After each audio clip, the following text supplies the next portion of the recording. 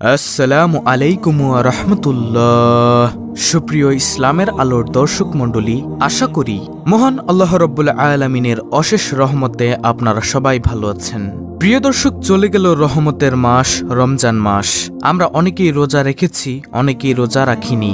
যারা সবগুলো রেখেছি তারাই বলি আলহামদুলিল্লাহ, এবং যারা রাখিনি তারা পরবর্তীতে ইনশাআল্লাহ সবগুলো রাখার চেষ্টা করব, যদি আল্লাহ তাআলা আমাদেরকে হায়াত দান করেন।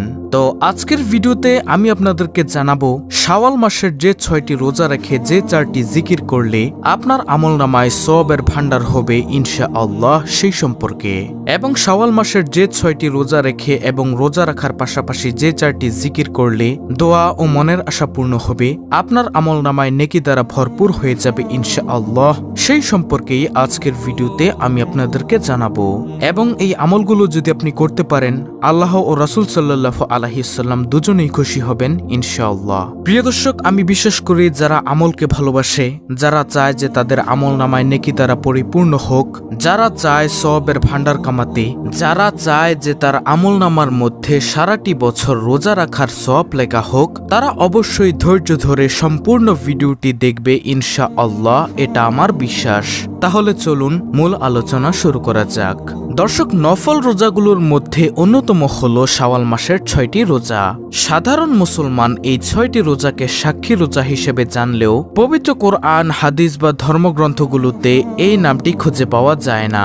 আরবি শাওয়াল মাসের যে 6টি রোজার ফজিলত সেগুলো আমি আপনাদেরকে বলছি, ভালো করে শুনুন। রমজান মাসের পরের মাস অর্থাৎ হিজরি সনের 10ম মাস হল শাওয়াল মাস।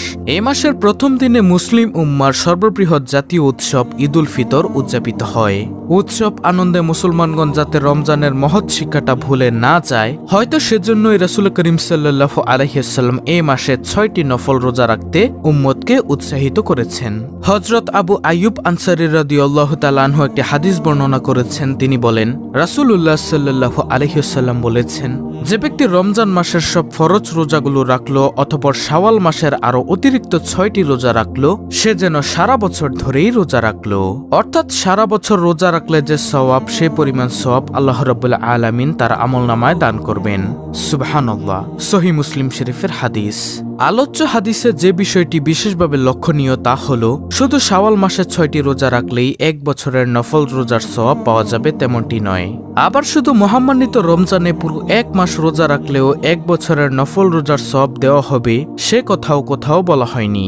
বরং পুরো রমজান মাসে রোজা রাখার পরে শাওয়াল মাসে আরো অতিরিক্ত 6টি রোজা রাখলে তবেই পূর্ণ এক বছর নফল রোজা রাখার সওয়াব লাভ করা যাবে, সে কথাই হাদিসে রাসূল সাল্লাল্লাহু আলাইহি ওয়াসাল্লাম বলেছেন। বস্তুত হাদিসে পবিত্র কোরআনের এই একটি আয়াতের বক্তব্য বিবৃত হয়েছে, এরশাদ হয়েছে যে কেউ কোনো নেক আমল করবে তাকে তার 10 গুণ সওয়াব প্রদান করা হবে। সূরা আল আনআম আয়াত নম্বর 160। সুতরাং রমজানের এক মাসের 10 গুণ হলো 10 মাস, আর শাওয়াল মাসের 6 দিনের 10 গুণ হলো 60 দিন, অর্থাৎ 2 মাস। অর্থাৎ পূর্ণ এক বছরের নফল রোজার সওয়াব লাভের জন্য রমজানের রোজা রাখার পরে শাওয়াল মাসের 6 রোজা রাখার শর্ত থাকলেও যদি কেউ কোনো কারণে রমজানের পূর্ণ মাস রাখতে না পেরে থাকেন, তাহলে শাওয়াল মাসের 6 রোজা রাখা যাবে না তেমনটি নয়। সেক্ষেত্রে পূর্ণ এক বছরের নফল রোজার সওয়াব না পেলেও আপনি যে 6টি নফল রোজা পালন করবেন সেগুলোর সীমাহীন নেকি আপনি পাবেন, তাতে কোনো সন্দেহ নেই। আশা করি প্রিয় দর্শক আমি আপনাদেরকে বোঝাতে পেরেছি। না বুঝলে আবার টেনে দেখুন। তো যে 6টি রোজা রাখবেন সেগুলো মূলত নফল রোজা রাখবেন। আরেকটি কথা হলো যে এগুলো একসাথে রাখতে হবে এমন কোনো বাধ্যবাধকতা নেই। আপনি এই 6টি রোজা শাওয়াল মাসে ভেঙে ভেঙেও রাখতে পারেন। মোট কথা শাওয়াল মাসের ভিতরে এই 6টি রোজা রাখলেই আপনি কাঙ্ক্ষিত সওয়াব পাবেন। আর রোজার যে নিয়তটা সেটি হলো আরবিতে নিয়ত করতে হবে এমন কোনো কথা নেই।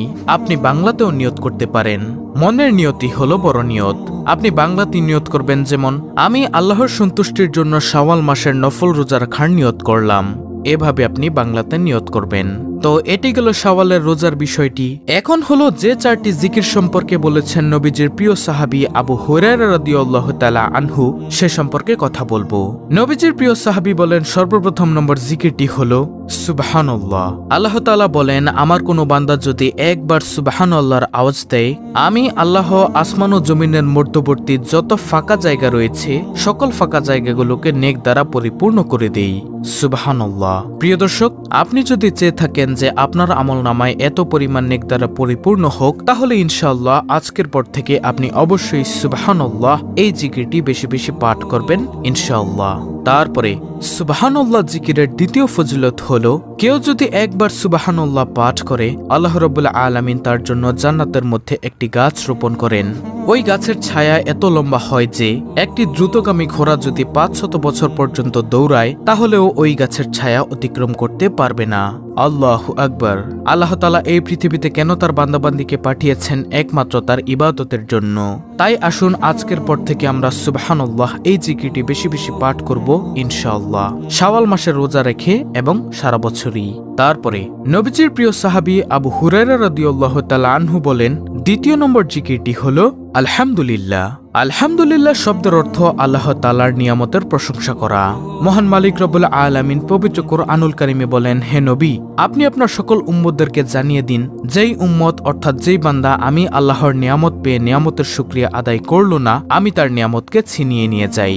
আর যে আমার নিয়ামত পেয়ে আমার নিয়ামতের শুকরিয়া আদায় করল, আমি তার নিয়ামতকে আরো বৃদ্ধি করে দেই। সুবহানাল্লাহ। তাই প্রিয় দর্শক, আমরা যখনই আল্লাহ তাআলার নিয়ামত পাবো তখনই মন থেকে বলবো আলহামদুলিল্লাহ। ধরুন আপনি খাওয়া শেষ করলেন, খাওয়া শেষে বলবেন আলহামদুলিল্লাহ।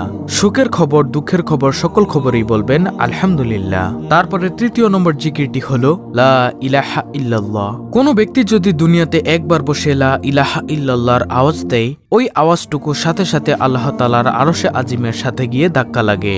আল্লাহ রাব্বুল আলামিনের আরশে আজিমের নিকটে একটি নূরের খুঁটি রয়েছে, সেই খুঁটিটুকু কাঁপতে থাকে। তখন আল্লাহ রাব্বুল আলামিন বলেন, ও খুঁটি তুমি কেন কাঁপো? ওই খুঁটিটুকু তখন বলতে থাকে, হে রব্বুল আলামিন, দুনিয়াতে আপনার একজন বান্দা অথবা বান্দি লা ইলাহা ইল্লাল্লাহর আওয়াজ দিয়েছে, তাই আমি কাঁপছি। তখন আল্লাহ রাব্বুল আলামিন বলেন, তুমি কাঁপা বন্ধ করে দাও। তখন সেই খুঁটি বলেন, হে আল্লাহ, আমি কাঁপা থামাতে পারবো না যতক্ষণ না পর্যন্ত আপনি তাকে মাফ করবেন। তখন সেই খুঁটি বলল, হে আল্লাহ, আমি কাঁপা থামাতে পারবো না যতক্ষণ না পর্যন্ত আপনি তাকে মাফ করবেন, ততক্ষণ পর্যন্ত আমি শুধু কাঁপতেই থাকবি। তখন রব্বুল আলামিন ওই বান্দা অথবা বান্দিকে ক্ষমা করে দেন। সুবহানাল্লাহ। প্রিয় দর্শক, এতই ফজিলত হলো এই লা ইলাহা ইল্লাল্লাহ জিকিরের। আরো ফজিলত রয়েছে, এগুলো বলতে গেলে ভিডিও অনেক বড় হয়ে যাবে। ইনশাআল্লাহ অন্য এক সময় আলোচনা করা যাবে। তাই প্রিয় দর্শক, এজন্য আমরা বেশি বেশি সব সময় এই জিকিরটি পাঠ করব ইনশাআল্লাহ। তারপরে শাওয়াল মাসের রোজা রেখে যে 4টি জিকির আপনি করবেন, তার 4র্থ নম্বর জিকিরটি হলো আল্লাহু আকবার। এর অর্থ হলো আল্লাহ মহান, আল্লাহ সর্বশক্তিমান, আল্লাহই সবচেয়ে বড়, তার চেয়ে বড় তো আর কারো নেই। সুবহানাল্লাহ। যে ব্যক্তি আল্লাহ তাআলাকে সবচেয়ে বড় মানে সবচেয়ে বড় হিসেবে আখ্যায়িত করে, রব্বুল আলামিন তাকে দুনিয়ার বাদশাহী দান করবেন ইনশাআল্লাহ। ইনশাআল্লাহ। দর্শক, যে 4টি জিকির বলেছি সেগুলোর অনেক অনেক ফজিলত রয়েছে।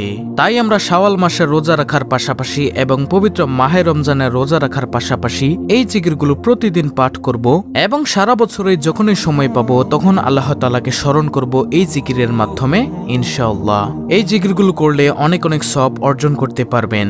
তো শাওয়াল মাসের রোজা নিয়ে যদি কারো কোনো প্রশ্ন থাকে তাহলে অবশ্যই কমেন্ট করে জানাবেন, ইনশাআল্লাহ উত্তর দেওয়ার চেষ্টা করব। অত্যন্ত গুরুত্বপূর্ণ একটি ভিডিওটি ভালো লাগলে অবশ্যই চ্যানেলটিকে সাবস্ক্রাইব করে পাশে থাকা বেল বাটন অল বাজিয়ে দিবেন। ভিডিওটিতে একটি লাইক দিবেন এবং কমেন্টে আমিন লিখবেন এবং অন্য মুসলিম ভাই বোনদের কাছে ভিডিওটি শেয়ার করে দিবেন, যেন তারাও দেখে শিখে এই শাওয়াল মাসের রোজার আমলগুলো করতে পারে। আল্লাহ রাব্বুল আলামিন আমাদের সবাইকে পবিত্র মাহে রমজানের রোজা রাখার পাশাপাশি শাওয়াল মাসের 6টি রোজা রাখার তৌফিক দান করুন। আমিন।